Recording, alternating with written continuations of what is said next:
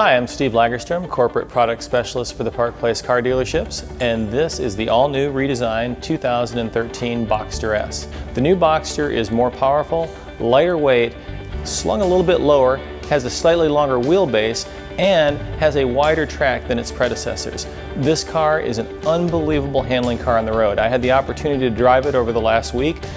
I can tell you, I've been with Park Place for 20 years.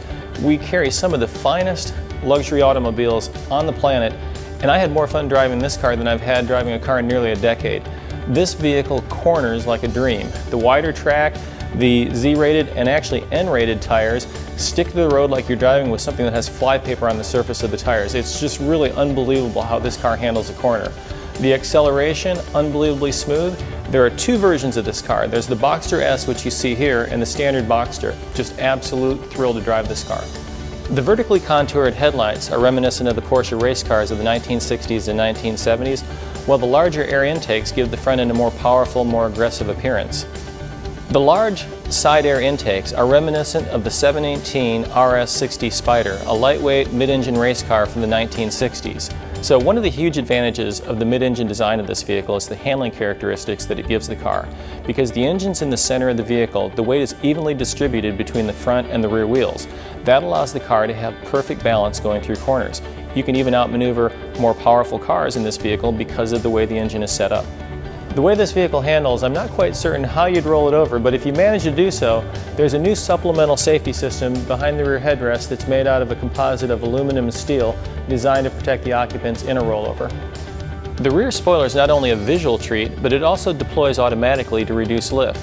So at 75 miles an hour, this is fully deployed, meaning that as the airflow comes over the back end of the car, it's pushing down on the spoiler, reducing lift from the rear wheels. You can see it makes a seamless transition into the LED taillights. For a vehicle this size, the Boxster has a surprising amount of storage. You have one storage compartment in the rear and one in the front. That's because, of course, the engine's in the middle.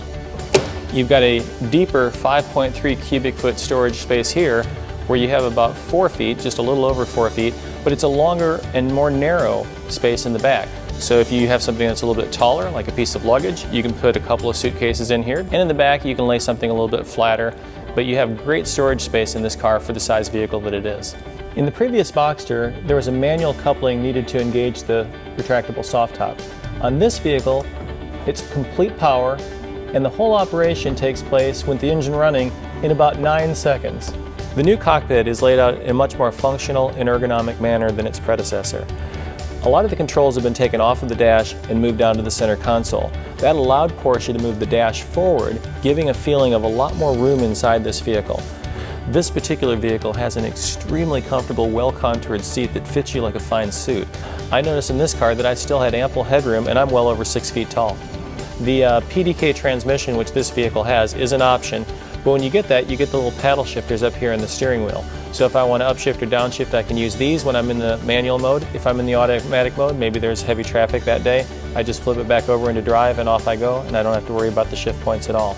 There's a stalk control on the right-hand side of the steering wheel that allows you to shift from gauge to gauge. So I can move it over from, right now I'm looking at the engine temperature, the oil coolant. I can move it over here and look at G-forces. Now, one of the things that I really enjoyed about this car, I had never seen a G-force gauge before. The G-force gauge will show you what kind of G's you're pulling as you go in and out of turns.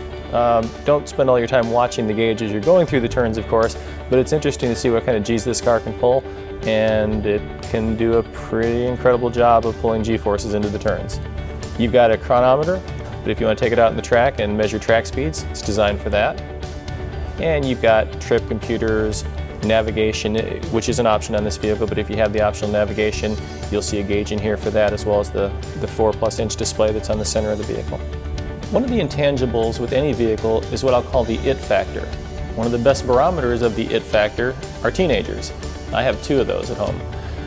I have the luxury in my capacity with Park Place to drive a lot of the world's finest luxury cars. For the first time in a long time, when this car wasn't in the driveway the next day, my son came out, who's 15 years old, and said, "Where's the Porsche?" My daughter on the last day of the school asked me if I could bring one home so she could show up at the school, 7th grade graduation, in her Porsche. There is a serious it factor with this vehicle. Thanks so much for viewing this video. If you'd like more information about the new Boxster, please visit us at parkplace.com. We'd love to see you, and I think you'd look great in this car.